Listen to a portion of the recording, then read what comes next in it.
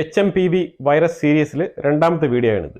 നമ്മൾ ആദ്യമേ ഒരു വീഡിയോ ഈ വൈറസിനെ കുറിച്ച് ഇട്ടിട്ടുണ്ടായിരുന്നു. അത് കാണാത്തവരുണ്ടെങ്കിൽ ഡിസ്ക്രിപ്ഷനിൽ ലിങ്ക് ഉണ്ട്, ഒന്ന് കണ്ടിട്ട് വന്നേക്കും. കാരണം അതിലുള്ള കാര്യങ്ങൾ നമ്മൾ ഇതിനകത്ത് റിപ്പീറ്റ് ചെയ്യാൻ പോകുന്നില്ല, അതുകൊണ്ടാണ്. ഇത് ഇന്ത്യയിൽ ഇന്നൊരു എമർജൻസി മീറ്റിംഗ്, ഒരു ഹെൽത്ത് മീറ്റിംഗ് ഇന്നലെയാണ് കൂടിയത്. അതൊരു ജോയിന്റ് മോണിറ്ററി മീറ്റിംഗ് എന്നാണ് വിളിക്കപ്പെട്ടത്. അതായത് ഹെൽത്തുമായിട്ട് ബന്ധപ്പെട്ട, മെഡിസിനുമായിട്ട് ബന്ധപ്പെട്ട മേഖലകളിൽ പ്രവർത്തിക്കുന്ന ആൾക്കാരുടെ ഇമ്പോർട്ടൻ്റ് ആയിട്ടുള്ള മെമ്പേഴ്സ് എല്ലാം കൂടി ചേർന്ന് ഒരു മീറ്റിംഗ് സംഘടിപ്പിച്ചിട്ടുണ്ടായിരുന്നു. ഇത് വേറെ ഒന്നും കൊണ്ടല്ല, ഈ ഒരു HMPV വൈറസിന്റെ ആ ഒരു സ്പ്രെഡിങ് അതിനെക്കുറിച്ച് ഡിസ്കസ് ചെയ്യാനും അതിന്റെ ഇപ്പോഴത്തെ ഒരു അവസ്ഥ, ആ ഒരു സ്റ്റേറ്റസ് അതൊന്ന് മനസ്സിലാക്കാൻ വേണ്ടിയിട്ടാണ് ഈ ഒരു കമ്മിറ്റി അവർ കൂടിയത്. ഈ HMPV വൈറസിന് ഇത്രമാത്രം ഒരു ഭീതി ലോകമെമ്പാടും, ഞാൻ ഒരുപാട് വീഡിയോകൾ ഇങ്ങനെ യൂട്യൂബിലൊക്കെ തുരുതരാ കിടപ്പുണ്ട്. അപ്പം അതിൽ പലതും പല രീതിയിൽ ഭീതി പരത്തുന്ന രീതിയിലുള്ള വിഷ്വൽസും കാര്യങ്ങളൊക്കെ ആയിട്ടാണ് അതിനകത്ത് കിടക്കുന്നത്. അപ്പൊ ഈ HMPV വൈറസിനെ ചൊല്ലിയുള്ള ഒരു ഡേറ്റ, നമുക്ക് ഈ HMPV വൈറസിനെ ചൊല്ലിയുള്ള ഒരു തൽക്കാലം എങ്ങനെയാണ് ഗ്ലോബൽ സ്റ്റേറ്റസ് എന്നുള്ള ഒരു ഡേറ്റ വേൾഡ് ഹെൽത്ത് ഓർഗനൈസേഷന്റെ അടുത്ത് ഇന്ത്യ ആവശ്യപ്പെട്ടിട്ടുണ്ട്. ശരി, ഇത് എന്തുകൊണ്ടാണ് ഇന്ത്യ ഇങ്ങനെ ഓപ്പൺ ആയിട്ട് ആവശ്യപ്പെട്ടെന്ന് പറഞ്ഞാൽ, ചൈനയുടെ ഫോറിൻ മിനിസ്ട്രിയുടെ സ്പോക്സ് പേഴ്സൺ ഇന്നലെ ഒരു പത്രസമ്മേളനം നടത്തിയിട്ടുണ്ടായിരുന്നു. ഇത് വളരെ റെയറാണ് കേട്ടോ ഇങ്ങനെയൊക്കെ നടത്തുക എന്നുള്ളത്. അപ്പൊ അവർ നടത്തിയ ഒരു സംഭവത്തിൽ 2 പോയിന്റുകൾ അതിനകത്ത് നമുക്ക് വളരെ ഇമ്പോർട്ടന്റ് ആയിട്ട് തോന്നി. അപ്പൊ അതാണ് ഇവിടെ ഞാൻ പറയുന്നത്. ആ 2 പോയിന്റുകളിൽ ഒന്ന്, ഈ HMPV വൈറസ് സ്പ്രെഡിങ് ചൈനയിൽ ഉണ്ടോ എന്ന് ചോദിച്ചു കഴിഞ്ഞാൽ ഉണ്ട്, യെസ്. അതായത് കഴിഞ്ഞ 27-ാം തീയതിയാണ് ഈ ചൈനയിൽ ഉള്ളിൽ ഇങ്ങനെ ഒരു ന്യൂമോണിയ തരത്തിലുള്ള ഒരു റെസ്പിറേറ്ററി ഡിസീസ് സ്പ്രെഡ് ആവുന്നു എന്നുള്ളത് അവർക്ക് മനസ്സിലാക്കാൻ പറ്റിയത്. അപ്പൊ ഇത് കുറെ നാൾക്ക് മുമ്പേ അവർക്ക് മനസ്സിലായിട്ടുണ്ട്. കാരണം ഈ ഒരു വൈറസ്, ഈ HMPV വൈറസ് എന്നുള്ളത് 2001 മുതലേ ഇവിടെ നിലവിലുള്ള ഒരു വൈറസാണ്. ഇത് പലതരത്തിലും ഗ്ലോബലി തന്നെ ഇത് മൂവബിൾ ആയിട്ടിരിക്കുന്ന ഒരു വൈറസാണ്. ഗ്ലോബലി തന്നെ കമ്മ്യൂട്ടേഷനിൽ ഇരിക്കുന്ന ഒരു വൈറസാണ് ഈ ഒരു HMPV വൈറസ്. അപ്പൊ ഇത് ഉണ്ടാക്കുന്ന സിംറ്റംസ് പറഞ്ഞാൽ നോർമലി കഫ് ആൻഡ് കോൾഡ് ഇതൊക്കെ തന്നെയാണ്, നോർമൽ സിംറ്റംസ് ആണ് ഉണ്ടാക്കുന്നത്. വളരെ ഹെവി ആയിട്ട് അഫക്ട് ചെയ്യപ്പെടുന്ന ആൾക്കാർക്ക് മാത്രമാണ് ഇത് കൂടുതൽ ഡീപ്പായിട്ട് ന്യൂമോണിയ ലെവലിലേക്ക് പോകുന്നത്.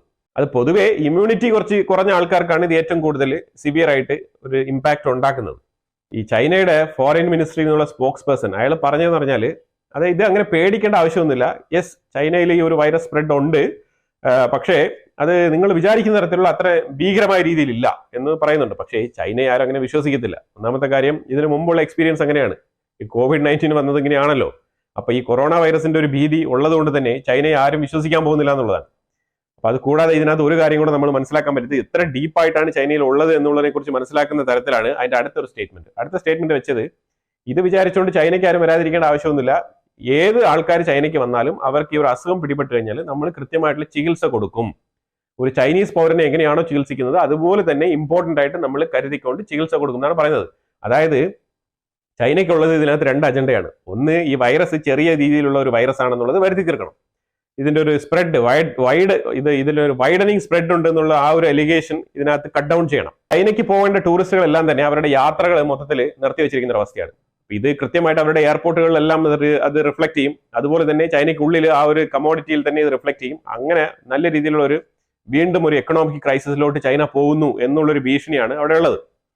അപ്പൊ അതുകൊണ്ട് തന്നെയാണ് അവർ കൃത്യമായിട്ട് ഈ ഒരു ലൈൻ കൂട്ടിച്ചേർത്തത്. അതായത് ചൈനയിൽ വരുന്ന ആൾക്കാർക്ക് ഈ ഒരു അസുഖം പിടിപെട്ട് കഴിഞ്ഞാൽ ഞങ്ങൾ കൃത്യമായിട്ട് ചികിത്സ നൽകും, പിന്നെ അതേസമയം ഇത് പേടിക്കേണ്ട ഒരു അസുഖമല്ല എന്നുള്ള രീതിയിൽ അവർ വരുത്തി തീർക്കാൻ ശ്രമിക്കുന്നതായിട്ടാണ് പൊതുവിൽ നമുക്ക് ആ സ്റ്റേറ്റ്മെന്റ് കാണുമ്പോൾ മനസ്സിലാക്കാൻ പറ്റുന്നത്. എനിവേ, അതൊരു സൈഡിൽ നിൽക്കട്ടെ. ഇത് കഴിഞ്ഞ ഡിസംബർ 27-ാം തീയതി ചൈന ഇതിനെക്കുറിച്ച്, അതായത് നമ്മുടെ ചൈനയ്ക്കുള്ളിൽ ഒരു റെസ്പിറേറ്ററി ഡിസീസ് സിംറ്റംസ് ഉണ്ട് എന്നുള്ളതിനെ കുറിച്ച് സ്ഥിരീകരണം നടത്തിയിട്ടുണ്ടായിരുന്നു. ഇനി അഥവാ ഇതൊരു എപ്പിഡമിക്കിൽ നിന്നും പാൻഡമിക് ആയിട്ട് മാറുന്ന ഒരു സാഹചര്യം ഉണ്ടായി കഴിഞ്ഞാൽ ചൈനയ്ക്ക് പിടിച്ചു നിൽക്കാമല്ലോ. ഒരു സ്റ്റേറ്റ്മെന്റ് നമ്മൾ പണ്ടേ പറഞ്ഞിട്ടുണ്ട്. പിന്നെ അതിന്റെ റെസ്പോൺസിബിലിറ്റി വരുന്നത് വേൾഡ് ഹെൽത്ത് ഓർഗനൈസേഷനാണ്. വേൾഡ് ഹെൽത്ത് ഓർഗനൈസേഷൻ അറിയാലോ, അവിടെ ഇരിക്കുന്നത് ടെഡ്രോസ് അദാനം എന്ന് പറഞ്ഞ ആളാണ്. അയാളാണെങ്കിൽ ഒരു രീതിയിലും ചൈനയ്ക്കെതിരെ ഒരു നടപടിയും എടുക്കാത്ത ഒരാളാണ്. കാരണം ചൈന അയാൾ ത്രൂ ഒരുപാട് പ്രോജക്റ്റുകൾ അയാളുടെ നാട്ടിൽ എത്യോപ്യയിൽ നടപ്പാക്കുന്നുണ്ട്. അതുകൊണ്ടൊക്കെ തന്നെ ടെഡ്രോസ് എന്നൊക്കെ പറഞ്ഞു കഴിഞ്ഞാൽ ചൈനയുടെ ഒരു പപ്പറ്റ് എന്ന് വേണമെങ്കിൽ വിളിക്കാം. ആ രീതിയിലുള്ള ഒരു മനുഷ്യനാണ് ഈ ടെഡ്രോസ് അദാനം. അതുകൊണ്ടൊക്കെ തന്നെയാണ് വേൾഡ് ഹെൽത്ത് ഓർഗനൈസേഷനിൽ ഇരിക്കുന്ന ആള് ഒരു രീതിയിലും ഒരു സ്ട്രോങ് ഹോൾഡ് ഇല്ലാത്തൊരു വ്യക്തിയാണ്.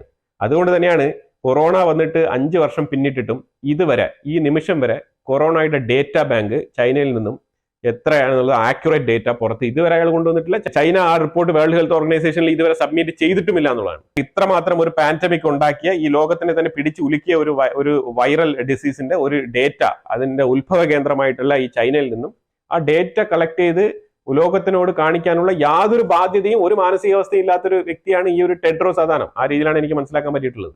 അപ്പൊ അതുകൊണ്ട് ചൈനയ്ക്ക് വേണ്ടത് ഇത് വലിയൊരു പാൻഡമിക് ആയിട്ടൊന്നും കാണിക്കേണ്ട ആവശ്യമൊന്നുമില്ല. എല്ലാവരും നമ്മൾ സഹജമായിട്ട് വരാം. നിങ്ങൾ പ്രിക്കോഷൻസ് ഒക്കെ എടുക്കുക, മാസ്ക് ഇടുക, അതുപോലെ PPE കിറ്റ് ധരിക്കുക, അതുപോലെ ഫേസ് ഷീൽഡ് ഉപയോഗിക്കാം. ഏത് രീതിയിൽ നിങ്ങൾക്ക് നിങ്ങളുടെ സേഫ്റ്റി ഉറപ്പുവരുത്താൻ വേണ്ടി എന്തും ചെയ്യാം. കൈ കഴുകാം, എവറി 20 മിനിറ്റ്സ് കൈ കഴുകിക്കൊണ്ടിരിക്കാം. അപ്പൊ അങ്ങനെയുള്ള കാര്യങ്ങളൊക്കെ നിങ്ങൾക്ക് ചെയ്യാം. എന്നിട്ട് നിങ്ങൾ ചൈനയ്ക്കും കൂടെ വരാം. ആ രീതിയിലാണ് ചൈന ഇതിനെ കാണുന്നത്. അങ്ങനെ കാണാനാണ് ചൈന ആഗ്രഹിക്കുന്നത്. പക്ഷെ മറ്റുള്ള രാജ്യങ്ങൾ അങ്ങനെയല്ല കാണാൻ ആഗ്രഹിക്കുന്നത്. അപ്പൊ പ്രത്യേകിച്ച് ഇന്ത്യ ഒരു മീറ്റിംഗ് കൂടിയല്ലോ, ഒരു എമർജൻസി മീറ്റിംഗ് ആണ് ഇന്ത്യ കൂടിയത്. ഇന്ത്യയുടെ ജോയിന്റ് മീറ്റിംഗിൽ പങ്കെടുത്ത സംഘടനകൾ, വ്യക്തികൾ എന്നൊക്കെ പറഞ്ഞു കഴിഞ്ഞാൽ WHO വേൾഡ് ഹെൽത്ത് ഓർഗനൈസേഷന്റെ എക്സ്പേർട്ട് ആയിട്ടുള്ള ആൾക്കാർ, അതായത് ഇന്ത്യയിൽ നിന്നും വേൾഡ് ഹെൽത്ത് ഓർഗനൈസേഷനെ റെപ്രസെന്റ് ചെയ്യുന്ന കുറെ റെപ്രസെന്റേറ്റീവ്സ് ഉണ്ടല്ലോ, അതിൽപ്പെട്ട മെമ്പേഴ്സ്, അതിലൊരു സംഘടനയുണ്ട്. അപ്പൊ അവർ ഇന്ത്യ വിങ് എന്ന് വേണമെങ്കിൽ പറയാം. ആ ഗ്രൂപ്പിൽ നിന്നുള്ള ആൾക്കാർ, ഡിസാസ്റ്റർ മാനേജ്മെന്റ്, നമുക്കൊരു ഡിസാസ്റ്റർ മാനേജ്മെന്റ് ഉണ്ടല്ലോ, ഡിസാസ്റ്റർ മാനേജ്മെന്റ് ടീമിന്റെ ആൾക്കാർ, ഇന്റഗ്രേറ്റഡ് ഡിസീസ് സർവൈലൻസ് പ്രോഗ്രാം, അങ്ങനെ ഒരു സംഘടനയുണ്ട്, ആ ഒരു കമ്മിറ്റിയിലുള്ള ആൾക്കാർ, പിന്നെ NCDC എന്ന് പറഞ്ഞാൽ national council four disease control, അതിന്റെ ആൾക്കാരും ഉണ്ടായിരുന്നു. ICMR, Indian council four medical research, അപ്പൊ ആ കൗൺസിലുള്ള ICMRന്റെ ആൾക്കാരും ഉണ്ടായിരുന്നു. പിന്നെ കീ ഹോസ്പിറ്റൽസ്, നമ്മുടെ സിറ്റിയിലുള്ള ഇമ്പോർട്ടന്റ് ആയിട്ടുള്ള ഹോസ്പിറ്റൽസ് ഹാൻഡിൽ ചെയ്യുന്ന അവിടുത്തെ ഡോക്ടേഴ്സ്, അവിടുത്തെ ചീഫ് ആയിട്ടുള്ള ആൾക്കാർ, അങ്ങനെ കുറച്ച് സെലക്റ്റീവ് ആയിട്ടുള്ള റെപ്രസെന്റേറ്റീവ്സ്, അതായത് നമ്മുടെ എയിംസ് പോലത്തെ ഹോസ്പിറ്റലുകളിൽ നിന്നുള്ള വ്യക്തികളൊക്കെ ഉണ്ടായിരുന്നു അതിനകത്ത്.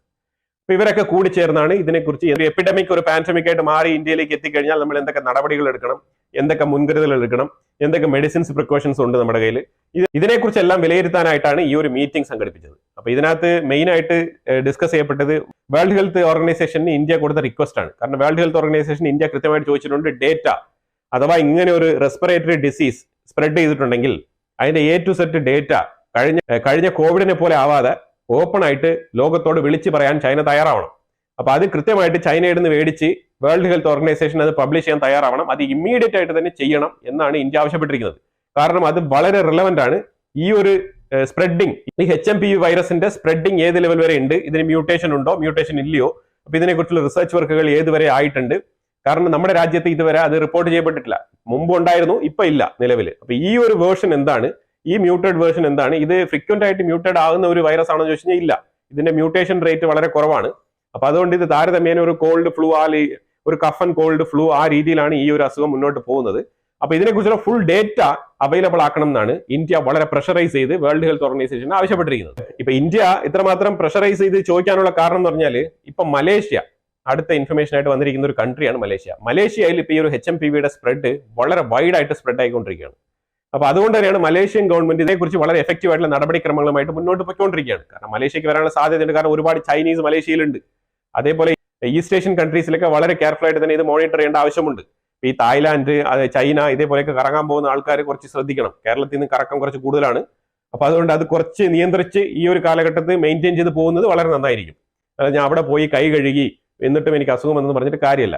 അസുഖം പിടിപെട്ടാൽ പിടിപെട്ടതാണ്. പിന്നെ നമുക്ക് ഏറ്റവും കൂടുതൽ നമ്മുടെ പ്രിക്കോഷണറി മെഷേഴ്സ് എടുത്തുകൊണ്ട് നമുക്ക് അതിൽ നിന്ന് രക്ഷപ്പെടാം. അതൊക്കെ ഒരു പരിധിവരെ ഓക്കെയാണ്, ഇല്ലാന്ന് പറയുന്നില്ല. എന്ന് പറഞ്ഞ് അസുഖം ഒരു സ്ഥലത്ത് ഉണ്ട് എന്ന് അറിഞ്ഞുകൊണ്ട് അവിടെ പോയി ചാടേണ്ട ആവശ്യമുണ്ടോ? ഈ ഈസ്റ്റ് ഏഷ്യൻ രാജ്യങ്ങളിലേക്കുള്ള പോക്ക് ഒഴിവാക്കുക, അതാണ് ഈ ഒരു സമയത്ത് നല്ലത്. ഇന്ത്യക്ക് ഉള്ളിൽ HMPV വൈറസ് സോഫാർ റിപ്പോർട്ട് ചെയ്യപ്പെട്ടിട്ടില്ല ഇതുവരെ. ഈ മൊമെന്റ് വരെ, ഞാൻ ഈ വീഡിയോ റെക്കോർഡ് ചെയ്യുന്ന ആ മൊമെന്റ് വരെ റിപ്പോർട്ട് ചെയ്യപ്പെട്ടിട്ടില്ല എന്നുള്ളതാണ് വസ്തുത. എന്ന് പറഞ്ഞുകൊണ്ട് നിങ്ങൾ പ്രിക്കോഷണറി മെഷേഴ്സ് ഒക്കെ എടുക്കാതിരിക്കണം എന്നില്ല കേട്ടോ. അതായത് കൃത്യമായിട്ട് കൈ കഴുകുക, കോവിഡ് ടൈമിൽ നമ്മൾ എന്താണോ പ്രോട്ടോകോൾ ചെയ്തത് അത് കൃത്യമായിട്ട് ചെയ്യുക. വെളിയിൽ പോയിട്ട് വന്നു കഴിഞ്ഞാൽ ചെരുപ്പൊക്കെ വെളിയിൽ തന്നെ ഉപേക്ഷിക്കുക, കാലൊക്കെ കഴുകിയിട്ട് അകത്ത് കയറുക. പറ്റുമെങ്കിൽ വീട്ടിനകത്ത് കയറുന്നതിന് മുമ്പ് തന്നെ ഒരു കുളി പാസ്സാക്കാൻ പറ്റുക, അത്രയ്ക്ക് നല്ലത്. ആ രീതിയിൽ നിങ്ങൾ കൃത്യമായിട്ടുള്ള കോവിഡ് ടൈമിൽ എന്തൊക്കെയാണോ മെഷർമെന്റ്സ് നമ്മൾ എടുത്തിരുന്നത്, സേഫ്റ്റി മെഷേഴ്സ്, അത് കൃത്യമായിട്ട് എടുക്കുക എന്നുള്ളതാണ്. ഈ കോവിഡ് വന്ന സമയത്ത് നമ്മുടെ നാട്ടിൽ കൈ കഴുകാൻ പല സ്ഥലങ്ങളിലും പിന്നെ സന്നദ്ധ സംഘടനകൾ കൊണ്ട് വെള്ളവും സോപ്പെല്ലാം വെച്ചിട്ടുണ്ടായിരുന്നു. അതൊക്കെ ഒന്നുകൂടെ സ്ഥാപിക്കുന്നത് വളരെ നന്നായിരിക്കും. അസുഖം വന്ന് കേരളമെമ്പാടും ആൾക്കാർ ആശുപത്രികളിൽ ഓടിയെത്തതിന് ശേഷം മാത്രമേ നമ്മൾ ഇനി വെള്ളവും സോപ്പും ഇതൊക്കെ നമ്മൾ കൊണ്ട് വെക്കൂ എന്നുള്ളൊരു നിർബന്ധമാണോ സർക്കാരിനുള്ളതെന്ന് എനിക്കറിയത്തില്ല. പക്ഷെ അതൊക്കെ വീണ്ടും ഇപ്പൊ സ്ഥാപിക്കേണ്ട ഒരു അവസ്ഥയിലാണ് നമ്മൾ എത്തിപ്പെട്ടിരിക്കുന്നത്. അതേപോലെ സാനിറ്റൈസർ എല്ലാ സ്ഥലത്തും ഉപയോഗിക്കുന്നത് വളരെ നല്ലതാണ് ഈ ഒരു സാഹചര്യത്തിൽ.